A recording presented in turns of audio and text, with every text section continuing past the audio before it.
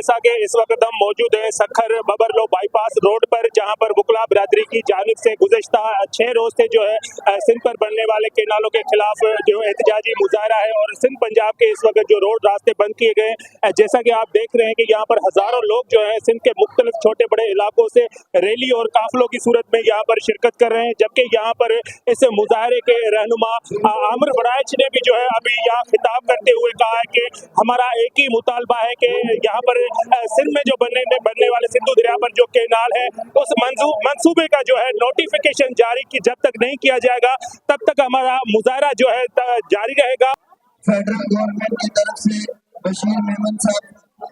मेरे पास आए, हमारी टीम के पास आए और उन्होंने हमारे मुतालबात पूछे। मैंने उनसे बताया कि हमारे 4 मुतालबात हैं। सबसे पहले दरियाई सिंध में मौजूद 6 केनाल्स को खत्म किया है और जब तक इसका नोटिफिकेशन नहीं निकाला जाएगा हम ये धरना खत्म नहीं करेंगे। और ये जो बबरली है,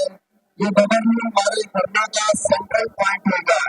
और बाकी सारे साइड करने होंगे। और मैं हमेशा जब तक ये मसला हल नहीं हो जाता जिंदा रहा तो मैं यहाँ बबरली करने में मौजूद रहूंगा।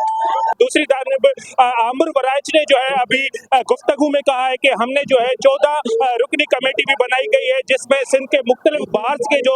सदर हैं वो हमने उनमें शामिल किए गए हैं और हमारा जो आखिरी लाए अमल होगा उन्हीं के फैसले से होगा। हमारा यही मुतालबा है कि केनालों को हम रद्द करते हैं और केनाल का जो नोटिफिकेशन है नामंजूरी का जब तक जारी नहीं किया जाएगा तब तक जो है बबरलो हमारा मरकजी सेंटर रहेगा और हमारे यहाँ पर जो एहतजाज का अमल है वो जारी रहेगा। जी Z110 न्यूज़, खबर की असल खबर।